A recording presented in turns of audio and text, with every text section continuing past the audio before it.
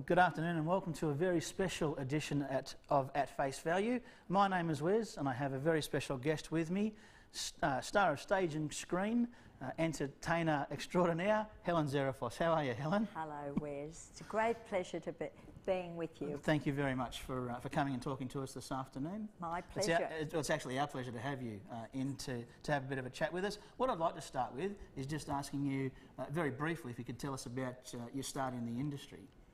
Yes, well, I always loved to sing, but I never knew anybody in show business, so I didn't know how to start or whatever. But I did have piano lessons and I had a few singing lessons, and I always had an aptitude and a memory for singing. Okay, yeah. So I used to go and watch all the MGM musicals.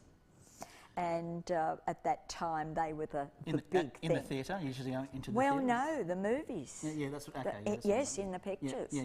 And so I really grew up with the MGM musicals. So there, what can I say about MGM musicals? It was absolutely stunning the way they produced everything. Colourful. Colourful, yeah. Everybody was gorgeous looking, the music big chorus lines. Oh yes, beautiful orchestras, etc. So, and MGM always did things beautifully. Okay. Magnificently. Yep. So all through my very long career, whenever I've been preparing for anything, I always say, is that what MGM would do? Would that look good in an MGM so movie? MGM...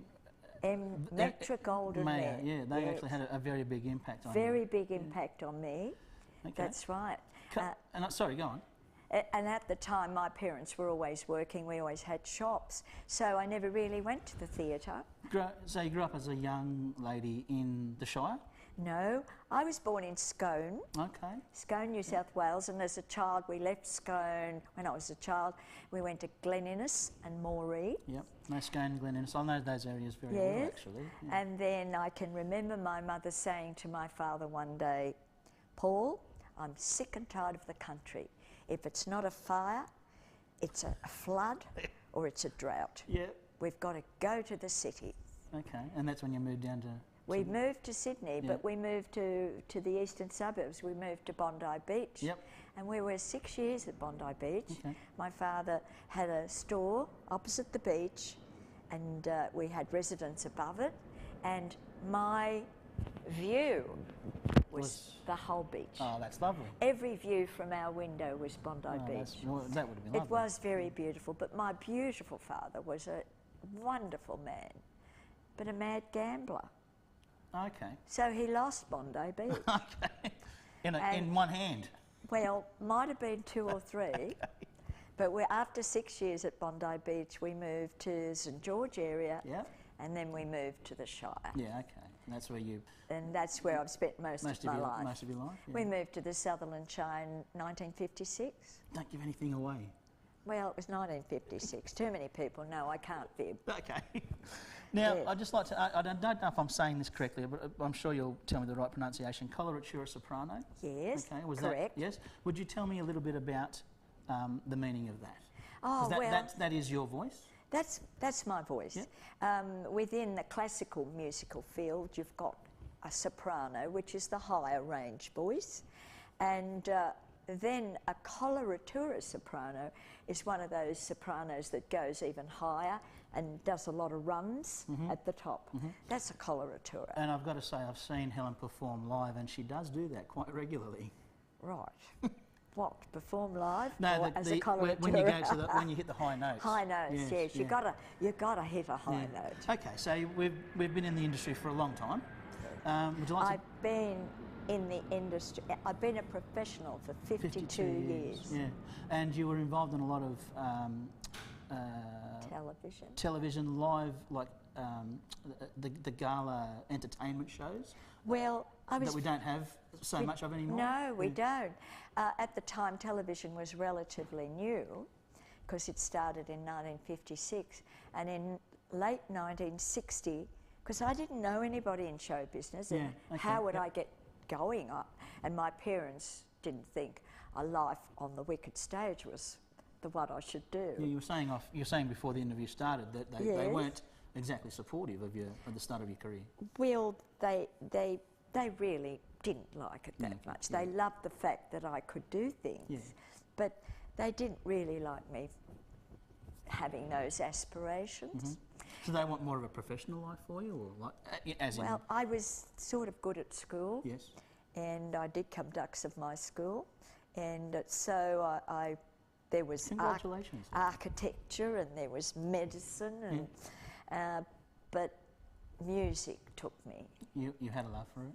Yes, yes. So anyway, I saw the fact that Channel 7 was having auditions, calling for auditions for a big new show, and I went to the audition. There were hundreds of people there, but you had to be able to read music and have a range, and you had to be able to move, but you didn't have to be a dancer. I mean, I can't pirouette around the place, but I could move. Yep. Okay. So I was one of the 8 people picked. And because television's a very visual medium, I guess, though, isn't it? So they needed you to be able to perform to the camera. Well, it was a big choir called the Review 20, and there were 10 boys and 10 girls. And at that time, in 1961, it was the biggest, Review 61, the television show, was the biggest show in the country. We went to air 8 o'clock Sunday night, and the entire country watched. And it was live? No, we taped on a Friday night. Taped on a Friday night, but went to air 8 o'clock. And that was the prime time of the week, and the whole country watched, because there were only 3 channels at the time. And limited viewing, from my memory, when I was a kid. Well, they did shut down about midnight. Yeah. Yes, and start up about 6 o'clock in the morning. That's right. Yeah, I did. They had those good night, little that's good right. night Yeah, things. they had the little TV. Yes. So station. when I joined the Review 20, we were put on staff at Channel 7, and we used to perform in all the shows that were ever done at 7. And one of the shows that were done, that was done at the time, was the Johnny O'Keefe show, or Sing, Sing, Sing. So I did every one of those. Oh. Doing the doo-wops and the woo-wahs and the rock and roll backings. Okay. But there was the Tommy Tico Orchestra. I mean, that rock and roll show had the best orchestra in the country backing it, simply because it was on staff, and we were on staff. So in all that decade of the 60s, I spent about, 3 years at 7 doing hundreds of shows, and then I moved on to Channel 2, was there for about a year, and then I did a year with Bobby Lim on Channel 9. And the Bobby Lim Orchestra, is that right? Yes, yes, that was Bob Gibson. And then I went to 10. I was asked by Barry Crocker, would I be in his show? And that was 3 years at Channel 10 for Say It With Music, which was so great. It was so great to be a part of that beautiful show. Barry, of course, is supremely talented. And there was Kathy Lloyd, and there was Neil Williams, and there was James Pegler, and there was the wonderful dancing couple, Carlu Carter and Bill McGrath. They are the best dancers I've ever seen in the world. Okay, and what style of dance did they do? They went from total classic to anything. All right. They could do everything, but to be that good, you have to be a classical dancer first. Yeah. Yes. So a very good grounding in the industry. How did your voice develop? Well, I wasn't a child. I was fully grown by that time. And I was going to a wonderful teacher called Florence Taylor. And she was one of our great Australian singers at the time. She didn't have a soprano voice, she had a contralto voice, which is a lower voice. Yes. But she had a great technique. And I went to Florence for 35 years until she died. Okay. And So she went and died on me. That's a shame. I know. But that is 35 years of under tuition. Yes. Training your voice. Yes. Well, there were years where I took off to look after Mother, but I still went to my lessons because I still wanted to keep the voice there. And Florence was such a great teacher, but I have to practice every day. And the older you get, the sopranos and tenors and that, they get the dreaded wobble in their notes, but that's something I really, really fight against. So it's only with technique. And you still undergo training with your voice and practice it with daily myself today? So when poor Florence died, naturally I was at the funeral, and her other students who knew I was the oldest student in the world so, said to me, "What are you going to do now that Florence is gone?" And what was the answer? I said, "Well, if I haven't learned anything in 35 years, I'll never learn anything." But she wasn't. She was like my teacher, but my coach. And she was quite strict with me constantly. And did you need that? Yes. Yes. You need the discipline. Yes. Because you can become undisciplined. Yes. Yeah, okay. You need that. You need another person watching. It's like I tell kids of today when I adjudicate, your best friend is a tape recorder. Mm. I mean, they don't have tapes anymore. They've probably got their mobile phones or their other wonderful equipment. But I've got a little old-fashioned tape recorder. And whatever I do, whatever I study, I'll record it and listen to it back. And I'm my own worst critic. Yes, and I think you have to be too. I present a show on radio, and the first thing they say to us is listen to yourself back and self-critique yourself. That's right. Yeah, and it's horrible.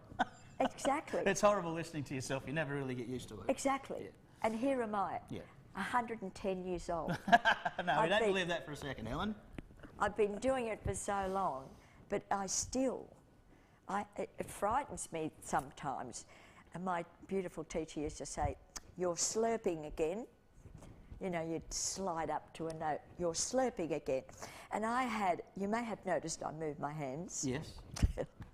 Well, she wanted me not to do that. Okay. She said, once you start flinging yourself around, you lose the power. You've got to be sort of in one, like calm. So I went through all those years of lessons with 2 plastic bags in each hand filled with cans of drink. So you couldn't move them around? So I couldn't move my hands But around. you've got wonderful biceps now. Well.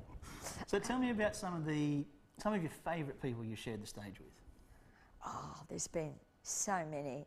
We've got some great people here, some of our own stars. I can't think of one person. So give me a few. Can you think? Like, what I'm trying to get at is some of your favourite moments on stage. Then. Oh, I know you might. You there probably were have very, hundreds very of many. television shows, so there are thousands of memories and disasters happening beyond the camera, and somehow you get up there and you think there's more fun happening behind the scenes that is actually going to air. Yes. But in my... The tales you could tell, Helen. Well, yes, there are. But we're not going to go down that road. But they're not all dead yet. Okay. But one of there were just so many, but one of the very exciting times was a Royal Gala performance for the Queen. At the Opera House in front of the No, Queen? it was in the entertainment centre. Oh, okay, yeah. So the Opera House only fits a couple of thousand people, yes, 2,500 yes. or something, whereas the entertainment centre fits 11,000. And it was in 1986, and the Queen and the Duke were there, and 11,000 people. And life has not been easy. I've had a difficult life. My personal life has been difficult. But I'm so grateful that I was given the privilege of being an entertainer or a singer or having a voice. Yes. I am so grateful that I have a voice. It's a gift, and therefore I really do try to look after that voice. And anyway, there I was, and things were very difficult at the time, and poor little mummy was in the last throes of Alzheimer's disease, and other things were, you know, when you've got disasters, everything happens at once. Yeah, so life happens. Yeah. Life was happening and happening and happening. And I used to think, well, I believe in a way that we actually pay for things. Somehow we pay. And I was on stage that day with a magnificent dress, because it's one of the things I'm known for are my gowns. Yeah, that's right. Yeah. That's one of my fantasies. as a child, you always think, I want to be the fairy queen. Well, on stage, I always try to be the fairy queen. Well, that's okay, though. That's part of the performance. It is, yes. it is. And so I was on stage and I was in this lovely dress and Tommy Tico, 40-piece orchestra behind me and 11,000 people. And for one moment I thought, well, you know, things are pretty horrible in my life at the moment, but this moment is worth it. It was a wonderful moment. It's worth it. Yeah. That if I've got to pay for things, yeah. it was worth it. Oh, that's a nice thing to hold on to. Well, it was a special moment, yes. Yeah, yeah. So when you're speaking about that wonderful moment and the problems you've had in your life, bit of cotton. I'll take that for you. That's all right. That's all right. So what I would like to ask is, would you change anything, either professionally or personally? Looking back on your life and your career. What I've changed, I was once given the chance of starring on the West End. In 1972. In London? In London. Yep. I was there, they were doing a musical, Gone with the Wind. They hadn't cast Scarlett yet. I arrived in London, the musical director was a friend. I was told to go and audition. I did. And I didn't hear back. And I thought, oh well, they didn't want me, you know. So my husband at the time, I was married then. I was married for 31 years and he passed away a few years ago. But my husband said, oh, let's go home. I've got to get back to the office. 6 months later, a friend of mine came out and rang me up from London. He was involved in that audition. He came out to Australia 6 months later and rang me and said, I'm in Sydney, where are you working? I want to come and see you. So I told him, he came, and he said to me later, oh, you're working so well. What a shame you didn't do Scarlett. So they actually had the part And I said, well, they're the breaks, John. They either want you or they don't. You know, auditions are a pretty horrible thing. Yeah. They either want you or they don't. He said, Helen, they did want you, but they rang the hotel and your husband said, no, you're going home. Okay, thanks very much, love. Is that what you said to me? Did you have words to me over that, or? What do you think? Yeah, probably. What do you think? I'm guessing yes. I was so shocked. Yeah. Okay. Well, that would be hard to process. Sorry, I touched that. That'd be hard to process. It was. Yeah. It was not fair. Yeah. And he denied it. Okay. But my husband never. He was a private investigator, leading one. Many adventures there. That's another life. I was a private eye too. Oh, were you? Really? Yes. We haven't got time to talk about No, it. You'll have to come back in. I've had a huge life. Okay, so we're an opera singer? Sorry, go on. So, yes, that would have changed my life. Yeah. That. Yeah. And it was taken from me. Yes, so that is and a bit of that wasn't fair. No, it's not fair, and that was a bit of a regret that you had, professionally. Yes. Yeah, well, I could have said no, but I would have liked the opportunity. That should have been your choice. Yes. Yeah. So thereby hangs another tale. Opera singer? I studied opera, but I never went into the opera company. Okay. Because I found variety much more interesting. Yes, so that's what I was going to say. You actually have a wide catalogue of songs that you do perform. Yes. So amongst your favourite songs would be? Well, I do a bit of opera because I can. See, if you don't sing opera, well, that's the epitome in a vocal... For a trained vocal, voice. Yep. So I had to do that. But I love the musicals. I love Rodgers and Hammerstein, Lerner and Lowe, all those beautiful things. Yeah. But any beautiful piece of contemporary music, anything that's got beautiful lyrics and beautiful melody, I can't stand the current crop of pop songs. I can't bear them. Yeah. So I've heard one of my favourite songs that I know that you sing is "Time to Say Goodbye." That's the right title, isn't it? Time to Say Goodbye. Yes, I love listening to you sing. Thank you. That's all right. So, are there any other favourites? Is that amongst your favourite? Like what I'm trying to ask you, I guess, is you seem, when you're performing that, and I've seen you perform it, you seem to light the room up. So you're obviously enjoying performing. Well, it's the type of music that touches people. The way that the notes fall, it's so beautiful that it touches you. It's like the most requested thing I ever sing is Nessun which is from I've heard you sing that too. From Turandot. Yeah. Now it's usually sung by tenors, but there again, Puccini wrote that so beautifully that even people who can't stand the classics are moved by that song. And yes. Time to Say Goodbye fits into that, Yes. that category. But I just love something that's got a lovely melody and lovely words. Yeah. Words, lyrics mean a lot. That you can portray to people. Yes, Yeah, lyrics mean a lot. Yes. So within my shows I would do Rodgers and Hammerstein, Lerner and Loewe, Puccini, all sorts of things. So you don't mind having a crack at anything, really? Yes. Yeah. Good on you, Love Helen. doing it. Is there anything else you'd like to talk to me about? Well, there are the private eye years, Okay, but well, that's that's another story. Better left said off camera. It's another story. Helen Zerefos, thank you very much for coming in and talking to me. Thank you very much. I've lost my microphone now. It's been my absolute pleasure. And Thank you. And we'll have to get you in and talk about lots more things on another occasion. Would that be okay? Of course. Thank you Love to. very much. Thank you, Helen. Thank you.